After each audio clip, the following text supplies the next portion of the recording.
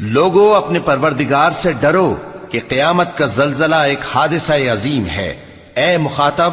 جس دن تو اس کو دیکھے گا اس دن یہ حال ہوگا کہ تمام دودھ پلانے والی عورتیں اپنے بچوں کو بھول جائیں گی اور تمام حمل والیوں کے حمل گر پڑیں گے، اور لوگ تجھ کو مدہوش نظر آئیں گے، حالانکہ وہ مدہوش نہیں ہوں گے بلکہ عذاب دیکھ کر مدہوش ہو رہے ہوں گے۔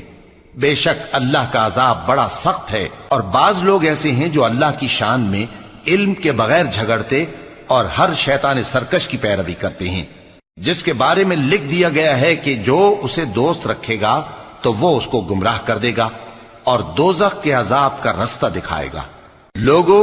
اگر تم کو مرنے کے بعد جی اٹھنے میں کچھ شک ہو تو ہم نے تم کو پہلی بار بھی تو پیدا کیا تھا، یعنی ابتدا میں مٹی سے، پھر اس سے نطفہ بنا کر، پھر اس سے خون کا لوتھڑا بنا کر، پھر اس سے بوٹی بنا کر جس کی بناوٹ کامل بھی ہوتی ہے اور ناقص بھی، تاکہ تم پر اپنی خالقیت ظاہر کر دیں۔ اور ہم جس کو چاہتے ہیں ایک میعاد مقرر تک پیٹ میں ٹھہرائے رکھتے ہیں، پھر تم کو بچہ بنا کر نکالتے ہیں، پھر تم جوانی کو پہنچتے ہو، اور بعض قبل از پیری مر جاتے ہیں،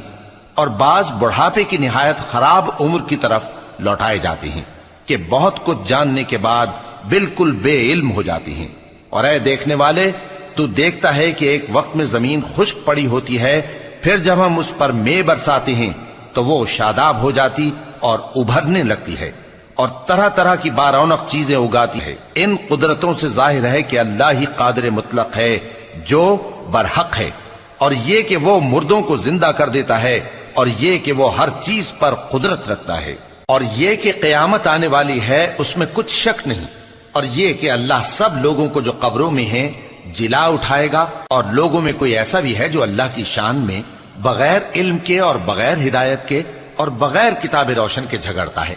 اور تکبر سے گردن موڑ لیتا ہے تاکہ لوگوں کو اللہ کے رستے سے گمراہ کر دے۔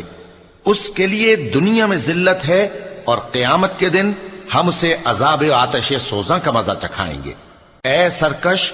یہ اس کفر کی سزا ہے جو تیرے ہاتھوں نے آگے بھیجا ہے، اور اللہ اپنے بندوں پر ظلم کرنے والا نہیں۔